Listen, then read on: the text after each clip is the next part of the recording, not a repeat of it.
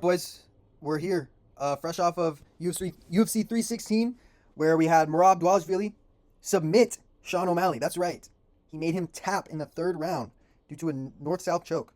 And that looked pretty nasty, not going to lie. There was a moment there before O'Malley kind of spun into that position where it looked like his neck was literally getting cranked like bad until Merab finally got that arm under the chin and was able to actually choke him out. Um, can't say I didn't see this coming. I honestly should have made a predictions video. Y'all are just gonna have to take my word for it. But I had Merab winning. I didn't have him winning by submission just because that's just something I can never envision. O'Malley honestly did have he regained some aura in my book. I'm amongst my friends. I'm kind of been known to be an O'Malley hater. In my opinion, I'm not an O'Malley hater. I'm just an O'Malley realist. Okay, I just think he's overhyped. I think he's a little bit overrated, and I think he doesn't deserve to be where he's been. That doesn't mean I'm not a fan. I think the overrated, how oversaturated and how overrated people, how much over credit he's given, makes it harder for me to be a fan because it's like, man, like I want to see somebody who goes through the ringer, who I'm confident is better than all these guys. I just can't say that about O'Malley because he's been gifted a lot of things like this rematch. He was gifted that fight against Peter Yan. He was gifted that win over Peter Yan. He was gifted a early stoppage against Sterling. Not the most gifted thing. I can give some O'Malley Glazers some leeway with that. That wasn't the most gifted early stoppage, but in my book, still early stoppage. Aljamain was still conscious enough to where, and it was still early in the fight to where the fight should have kept going. Anyways, O'Malley was gifted this rematch. So in my opinion, O'Malley's just been the main subject of Dana White privilege, and it just makes it hard to be a fan of him because I was a big fan of him on his come up. I thought this guy's a stud, but the UFC just did not really pan his career out the way that I would have liked it to, and it's just unfortunate for a true purist O'Malley fan, or maybe if you want to call me a former O'Malley fan, whatever. I'm a fan of the sport, okay, and the way that his career's panned out, I just don't think it would have been, it has been as good for the sport as it could have been, right? I think they really just want to push him to make him champ, and you know what? Hey, he got there. But if in my book, if he would have just been, pushed strategically to be a contender, and maybe up until now, had he won the right fights and still not gotten a title shot, like now people will be like, oh my God, give this guy a title shot. He deserves one. Maybe he would have had like a loss or two throughout this run, but just a couple wins. Contenders, they have losses, but they still bounce back. Like look at Joaquin Buckley. He had a few losses, and since he had that crazy KO, one of the greatest KOs of all time, he had a couple losses, but he still was able to put together a win streak, and now he's a major contender, right? I think they're pushing him the right way. They just did not push O'Malley the right way, and it's unfortunate because now he's facing fraudulent charges, right? Now we don't know what to do with O'Malley. Now he has nowhere to run. Now he can only fight killers, right? Not to mention he also got gifted a rematch against Cheeto.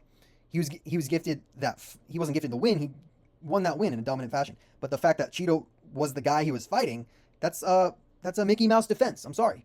So I don't think I'm an O'Malley hater. I think he's cool. I like his style. I just want to see more out of him, and I don't want him to get the privilege that he's been getting. It's unfair. All just because he attracts more social media views. This sport should not be about social media views. We're seeing now why it shouldn't be, because people get exposed, and he just got exposed. So, what to do with O'Malley next? I think the right move for O'Malley, I would like to see him stay active, but we look at this bantamweight division, and hey, this division is no longer as stacked as it once was, right? It's going to be a lot harder to make the right matchups for O'Malley, okay? He's not going to fight Cheeto. I don't see him fighting Figueiredo. Figueiredo's coming off of a loss. I don't think he's going to fight Umar because, to be honest, that's not a smart matchup. Now, this is what I mean by strategic matchups. If O'Malley was a dog, he would be calling out Umar, right? But he's not a dog like that because I agree with him. I think Umar probably ragdolls O'Malley. And I think the UFC knows that too. So I'm saying strategic matchmaking. Don't put him up against Umar. Maybe put him up against Peter Yan, right? I think this is the fight to make. He was gifted the decision against Yan in the first place. We've been wanting to see a rematch. This is the perfect opportunity to see a rematch once Yan beats Marcus McGee, right? It also makes it hard to make other matchups because, this is just a fun fact. There's a lot of guys that fight at O'Malley's gym. We got Marcus McGee, we got Kyler Phillips, and we got Mario Bautista. all of them train out of MMA Lab. And I'm going to get to Bautista in a bit because he is coming off of an impressive victory against Patchy Mix. Huge fucking disappointing performance by Patchy Mix. Not going to lie. But yeah, I mean, just shout out to the MMA Lab real quick because they got 4 guys in one division all fighting from the same gym. So it's going to be interesting to see their careers pan out. So yeah, I think fight to make, O'Malley versus Peter Yan, right? Because I'm assuming Peter Yan is going to beat Marcus McGee. So let's just go there. If not, let's say Marcus McGee somehow beats Peter Yan, well, then maybe go Song Yadong against O'Malley. Because I guarantee you, O'Malley does not want the smoke with Umnar, okay? That's for fucking sure. So that's where we're going to go with O'Malley. I've always, this is a very new channel. So, the takes that I have, they've always been, for me, it's like, oh, it's obvious. This is how I've always thought. But like just presenting them to the world, I'm having to display my takes now. So I've always said, just so it's known, I've always said I want to see O'Malley go through the ringer. I want to see him go through the gauntlet of guys. We never really saw that. He was gifted a fight against Peter Yan, and then he lost that fight, and then he got an early stoppage victory over Sterling, and then he fought a can in Cheeto Vera. I'm sorry, Cheeto, you're a can. Like, you're a solid, like, you're always going to be in this 10-5 range. You're never going to be a true contender, okay? So to me, that's a solid win for O'Malley. That's not a title win, though, okay? Big difference. So if that were a fight to get, listen, dude, had they done that rematch before O'Malley got to fight Peter Yan, and that was the fight to grant, basically, how do I say this? To grant permission for O'Malley to fight Peter Yan, if I want to put it that way, that I would have been okay with that. I would have been okay with that. But then guess what? O'Malley would have lost to Yan had it gone how I think it should have been, and then O'Malley would have still been a contender. And then maybe he would have fought Sandhagen after that, right? And then who knows what would have happened? I think his career would have been a lot more satisfactory if it went that way, but it didn't. So we're here now, and now we're gonna get a rematch with him and Yan, okay? And now Merab, it's looking like he's gonna fight my boy, my favorite fighter, Corey Sandhagen. And as Corey Sandhagen's #1 fan, I am scared as shit for him, okay? He already lost to Umar, and we saw what Merab did to Umar. Now, that was a close fight. It was a good fight, but, I mean, Umar, he beat Corey Sandhagen, like, no doubt about it. I will say, Sandhagen looked good in that fight, but it just looked like Umar always had a counter to Sandhagen's counter, right? Like, I was impressed by Sandhagen in that fight because Sandhagen was countering everything that Umar was giving him, but then Umar was countering the counters that Corey was giving him.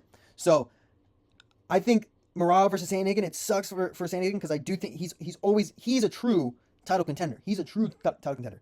He is what O'Malley fans wish O'Malley was, to be honest.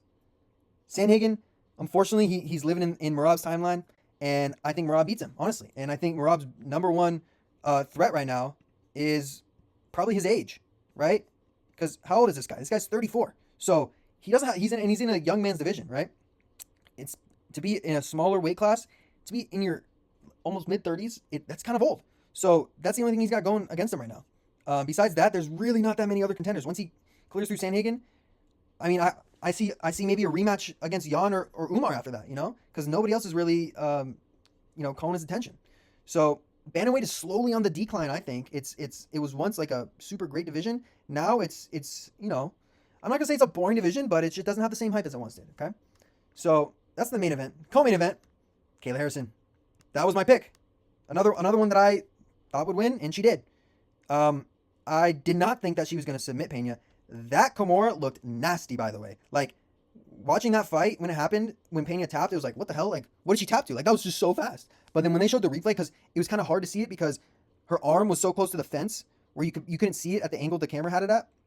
But once they showed the replay and they zoomed in on that arm, oh my God, she just ripped right through that arm, and you have to tap, or else if Kayla Harrison was holding onto that arm any longer, she would have snapped Peña's shoulder. Like, it was bad. So Kayla Harrison beat Peña, which I'm glad she did. I'm a big Kayla Harrison fan. I really like Kayla Harrison. She's just a great person, honestly.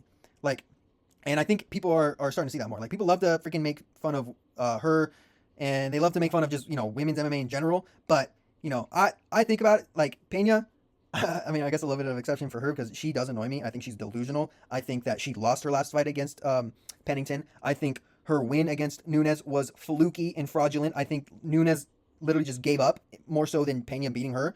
And I think she proved that by absolutely dominating her in the rematch because there's no way that somebody who's genuinely trying gives up and taps to a rear naked choke that fucking fast like Nunes did against Peña. So I genuinely believe, call me a conspiracy theorist, but I genuinely believe that Nunes just did not care that much. Okay? I think she was just like, you know what, fuck it.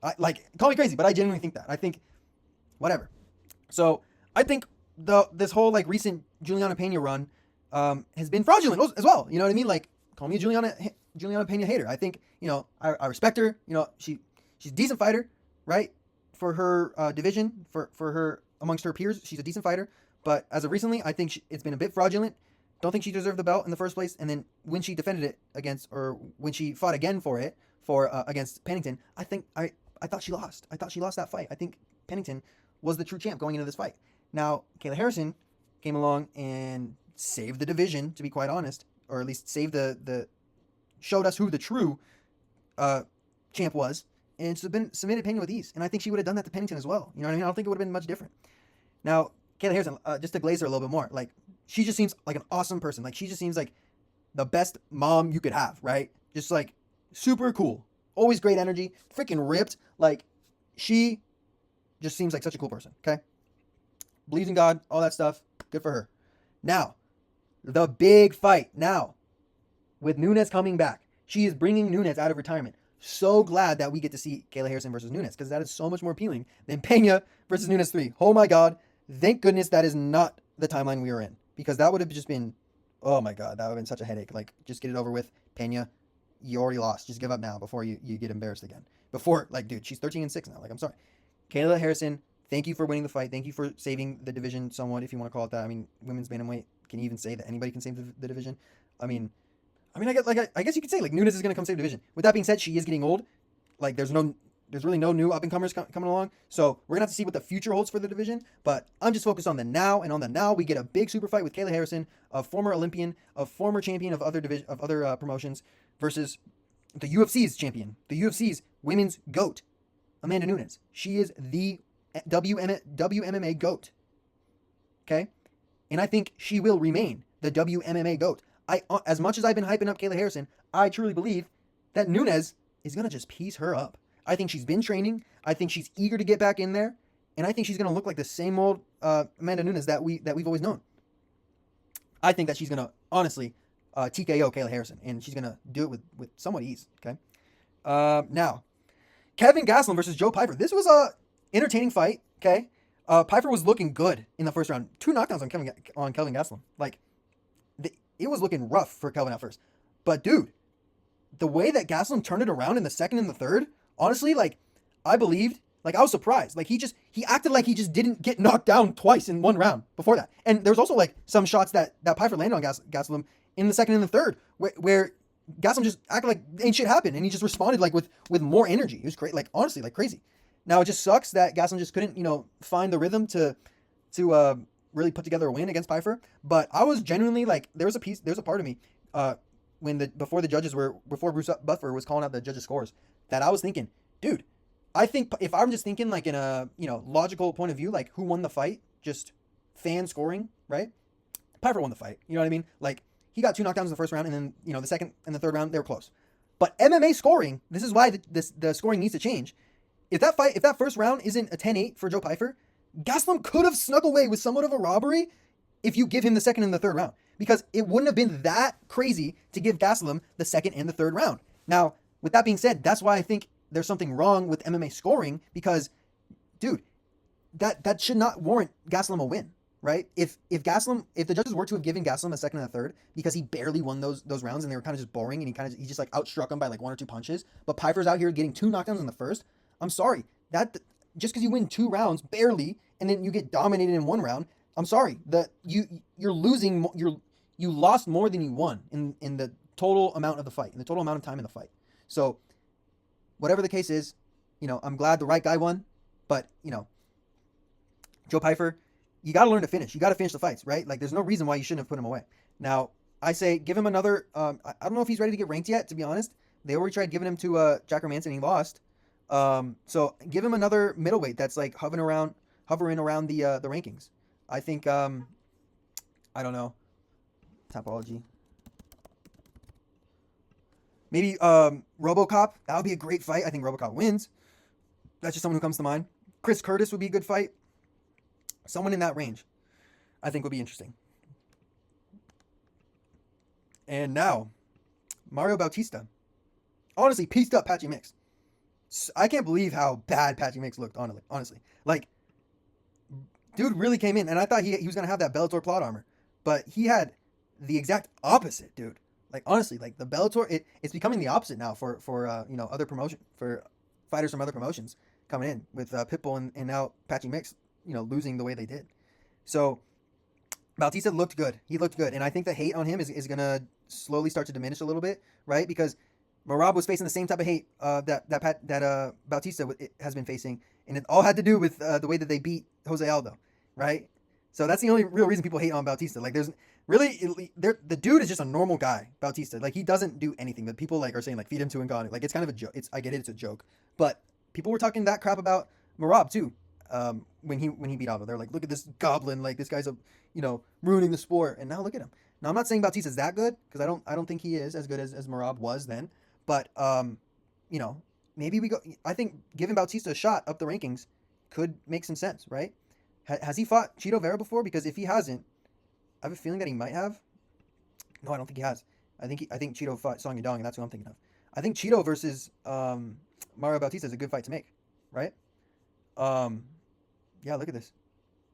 I mean, yeah, Chito's he's a vet. He's a gatekeeper in the division. He's the guy that you beat to fight up in the rankings, right? So let's say Bautista beats Chito. He's looking at top 5 fight. Anyways, Patchy Mix, don't know what to do with you, bro. I'm gonna leave you for the streets. I'm very disappointed. You were going to be the savior of this division. You were going to be, because you were talking all that talk, man, and you were hyping up the fight. I liked it. I like it when fighters like kind of talk it when they deserve to talk, right? And Patchy Mix, he had the hype. Like, I didn't know much about him, but I knew that he was like, oh, scary guy, from another promotion, champ, right? Wonder how he's gonna look against the UFC's fighters. And now he just loses to Mario Bautista, like just a casual. I'm sorry, but Bautista's kind of as of right now, Bautista's a casual. He's literally like ranked 10th in like somewhat of a mid division. Like Cejudo, Rob Font, Chito, Figgy, these guys are not touching gold anytime ever. Like, from this point on. Song Yadong, he probably won't, but like, he's the only guy that has some chance. Like, there's not much in this division. Patchy Mix was supposed to be the guy to bring some hype, and he just totally let me down. Kevin Holland defeats Vicente Luque, submits him in the second round. Now, I unfortunately didn't get to watch this fight. The stream was acting up. The pay-per-view, right? The pay-per-view was acting up, and for some reason, pay-per-view was down. Pay-per-view servers were down. Oh, look at this. Yeah, Chito and Bautista were supposed to fight anyways. So, yeah, that should be the fight to make.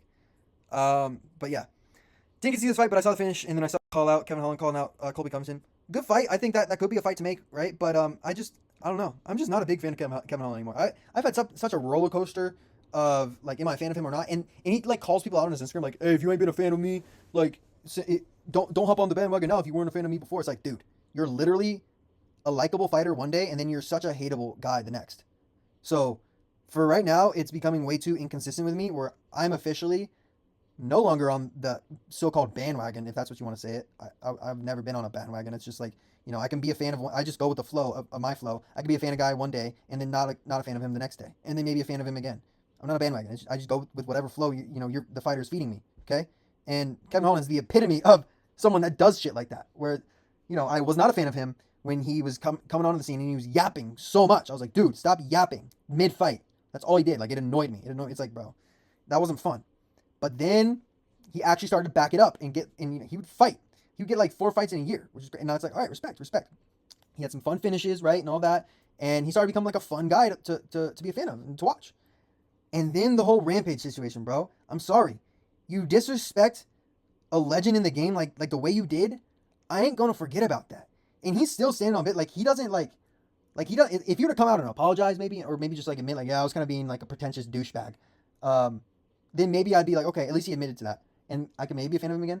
But until he does that, like, dude, I want to see you get knocked the fuck out, like, because you're lucky that Rampage didn't do that to you, bro. Like, talk about a 45-70 or whatever it's called. Dude, that's some pussy shit, bro. Like, if you're gonna talk that shit to somebody, fight him, bro. Actually fight him. Fight him, bro. How about that? Fight him. Like, I just hate people that talk shit and then just won't fight about it. So, that's my energy with Kevin Holland. If he's gonna talk shit like that to Rampage, two fighters specifically, like, talking shit. Like, if they're gonna talk shit, then they need to fight. And that was on Rampage's own podcast, dude. So, giving him to Colby Covington, honestly, that's a smart career move by Kevin Holland because I think Kevin Holland could beat Colby Covington. I don't want to throw shade at Colby because I am a fan of him. He does annoy me sometimes, but he's on my good list, right? But yeah, smart call out by Holland, to be quite honest. He just beat a ranked guy, and now he's calling out somebody up in the division who's ranked number 9, and it's the easiest guy.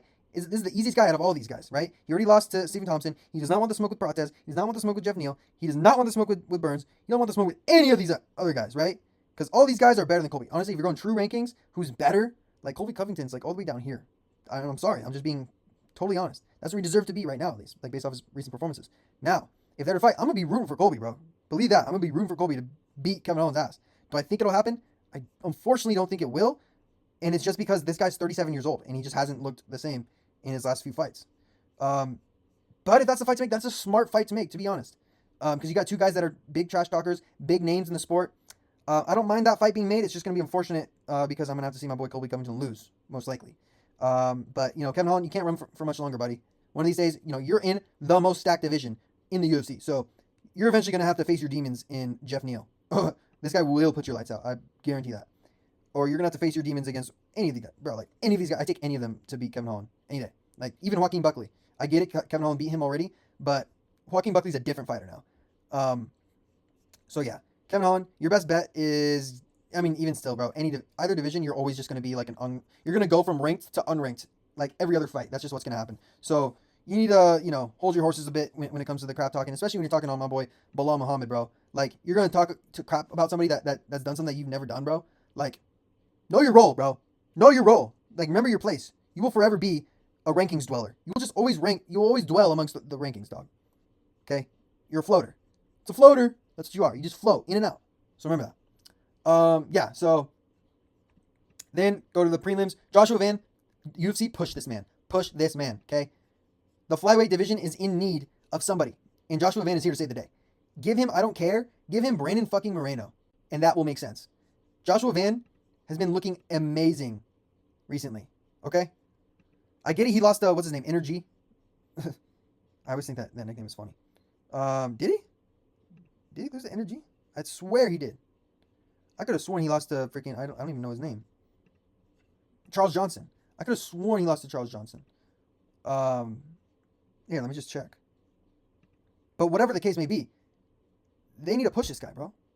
He's so young, hasn't even reached his prime yet. He's 23. Oh my god, this guy is literally younger than me. Yeah, he lost to Charles Johnson. Dude, this is what I mean. Contenders can have losses as long as all they're doing is facing dogs. And then if they're a true contender, they will build their way back up. And that's what Joshua Van is doing. Now is the time. You just had an amazing finish against Bruno Silva, who he himself is legit. I think he's legit. He's a legit win. Okay? So now is the time. Because everybody else in this division, it's a stale division, right? You got a young guy. Give him a shot. Give him a shot against somebody like Brandon Moreno. Or somebody like Alex Perez. Or somebody like Amir Albazi. Or Brandon, I don't know. I'd rather see a boxer. I'd rather see a stand-up guy. I was going to say Royval, he might not be ready for that. Because I think Royval is different. But we need to push Joshua Van now. Because, Pantoja, our king, our Mr. Uber driver, King himself, he's gonna start getting bored, okay? So push Joshua Van. The rest of the fights, I'm gonna just touch on them just a little bit. I did want to mention Hong Kong. I think she's someone to look out for. She's probably gonna be fighting in the rankings sometime soon. Insane finish by Yuju Sang. Insane finish, honestly. And he's a featherweight too. He looked huge. Maybe just because he's Asian. But we need, I don't know what they're going to do with this guy. Obviously, we need to see him fight some more contenders. But this guy, bro, Quinlan Solkield, I think that's his name. Solkield, bro, I'm telling you right now, bro, this guy's going to be a future rankings dweller. Okay? He just fought Yanal Hashimouz, who, bro, this is just, Yanal Hashimouz, bro, this guy's nice, bro. I won't say he's nice. But this guy's the Jewish Josh Emmett, okay? He throws fucking hands. This guy, okay? The way that this man had Sam Patterson when he knocked him the fuck out, Bro, he had Sam Patterson fighting the ref. He knocked him out. He concussed him so bad that Sam Patterson got up and started swinging at the ref. Like, it was nasty. And Quinlan totally just stabilized him, you know, just took away his game plan. And it was a very good fight. It was a very good fight. And I hope to see Ashmouz, you know, have some more great fights in the future. But for now, Quinlan, bro, great. And I think he's young. I don't know how old is he? Oh, he's only like 25. Yeah, or 26. Kid's got a bright future. All right. So, anyways, that's my little recap of UFC 316. You know the deal. Like, subscribe, do it. Actually, do it. And then yeah, be ready for the next video. Probably gonna be shit talking John Jones. That's gonna be a good one, and it's gonna be different. It's gonna be a different take than what you guys have seen. It's not gonna be just your normal, oh, John Jones is a duck. It's gonna be an actual, like, genuine take of John Jones and an analysis of his career. So that's what's to look out for in this channel. Anyways, thanks for watching. I'll see y'all later.